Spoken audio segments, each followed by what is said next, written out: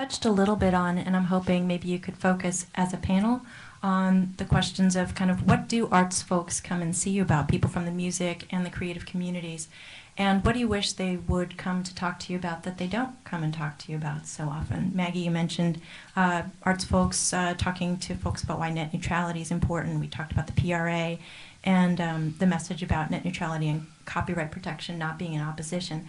Are there other things that come to mind when you think about the arts community and what they can come and talk to you about? I'll go first with that. One thing that I always note in my meetings with arts groups is that, in my opinion, I think members don't understand the full impact that the arts have on local communities, and it's something that I always bring up as a hopefully a precursor to future meetings that we can talk about. You know, there are just a number, like for instance, I think the first time I met Jean was last year. We were talking about Sweet Home New Orleans. I don't know if you all are familiar, but it's an organization for musicians to help people and musicians and the community to kind of get out of their unending poverty that they found themselves in down there. And just those kind of stories and that kind of work is something that I feel really allows people to connect on a practical level with the effect of musicians and artists on the United States. And if you break it down to a local level and tell a member exactly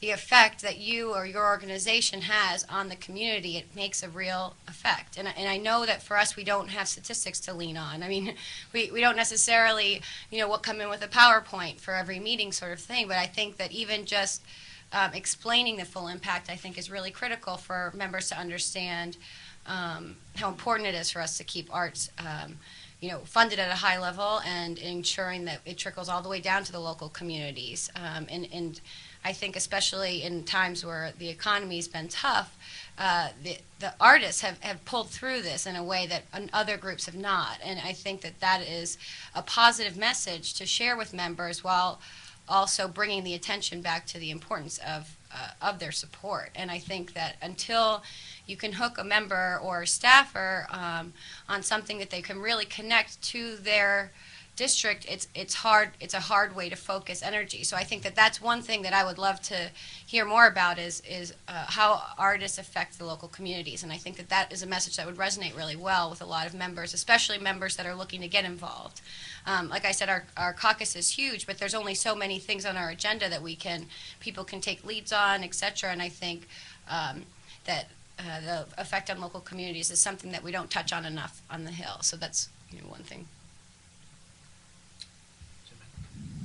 Well, I would say that almost as important as what you say to congressional staff is how often you say it. I've been working on the Hill for 5 years, which makes me a grizzled veteran among Hill staff. It is a fact that there is high turnover rates among Hill staff. You frequently have new staff who come in and take over the set or the portfolio of issues that you care about. And especially in judiciary land where we're dealing with some pretty arcane intricacies of patent, copyright, trademark law, it's tough stuff. And frequently it's hard to make those issues real for congressional staff unless you come in and explain how it affects your life and your business model. I think it is important to make it an annual event, to contact your congressional office. You will build relationships with staffers who are there for a long time, and you'll educate the new staffers who come in all the time and keep them apprised of these issues. I do think democracy works best when folks like you interact with your offices and let them know what's important to you and do it at least once a year. Yeah, I would just add,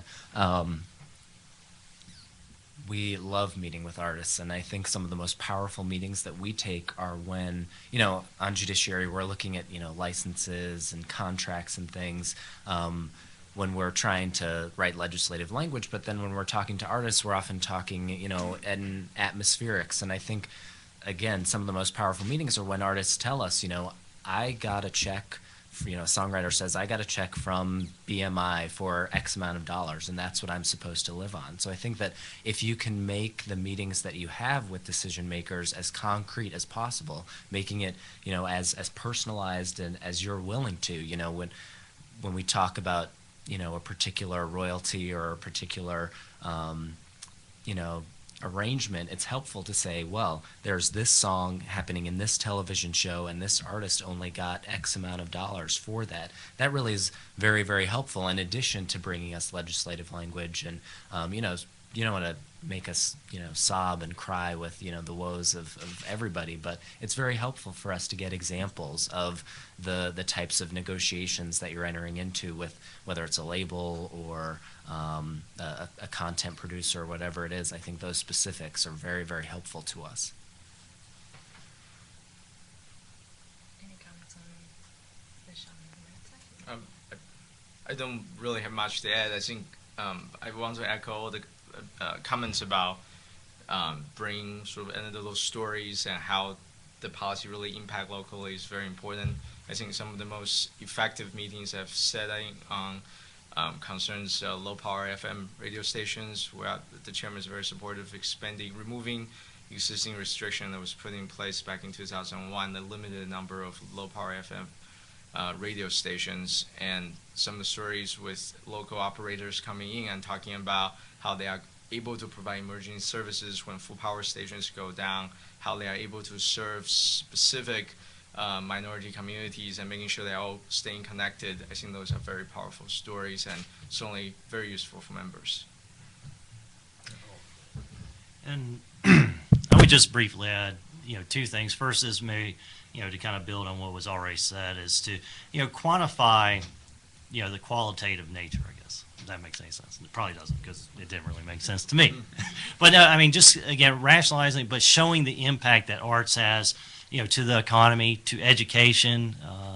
Certainly we've talked, pretty extensively with the National Endowment of the Arts, and, we are seeing, with the various state budget deficits that are occurring, one of the first things that states do is they cut arts programs at schools. And we, it's, we kind of say, well, oh, it's nice, but there is kind of that, fundamental component that really, that arts and music play in a person's life or in a student's life to enhance their educational aptitude and learning environment. I think that's sometimes, unfortunately, lost. And I would also say another aspect, I don't know how other offices work, but certainly with my boss, an opportunity is to, reach out to the state or district offices. My boss has several state offices throughout Maine, and that's another way. If you're not always able to come to D.C., engaging with the state staff also is another way to continue the discussion or the dialogue